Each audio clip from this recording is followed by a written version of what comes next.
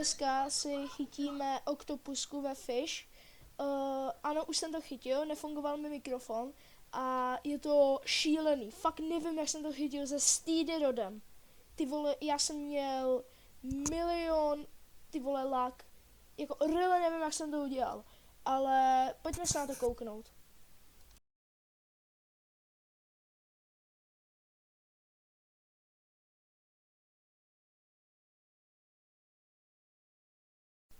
Tak tady už klikám a fakt jsem jenom tak zapl natáčení, jen tak. A tady už mi se to objevilo. Tady jsem už měl na tom. A bylo to stresu jak prase. Jako fakt víc stresu ve Fish jsem neměl. A takhle to nějak vypadalo, jo. S tímhle jsem se pral asi minutu, než jsem vůbec byl v půlce.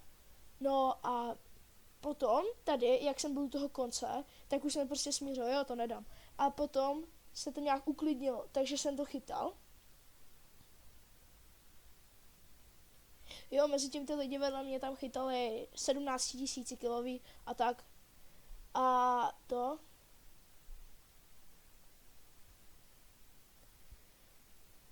No, tady už jsem byl šťastný jak prase, ale najednou mi to furt ujelo. Takže jsem byl v řiti potom.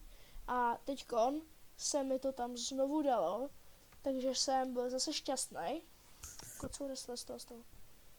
A teď jsem ji chytil, byl jsem nejvíc happy, řval jsem tady po svém baráku a tady jsem to už potom chytil.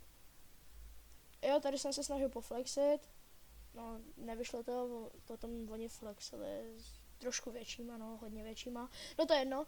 A potom, jak jsem se doflexil, tak jsem to měl prostě vytáhlý, abych ještě trošku flexil před těma lidma a potom jsem si uvědomil, že mi padla elektrik.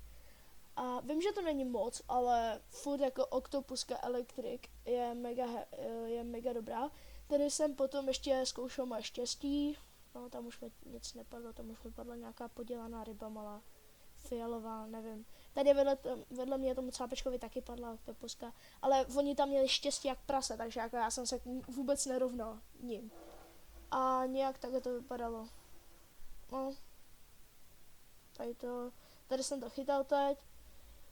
No, nevím, proč se to tak dlouho šejkovalo, když je to taková malá ryba. No, tady jsem ji chytil, to už bylo nic. Nebylo to tak moc stresu, jak tamto.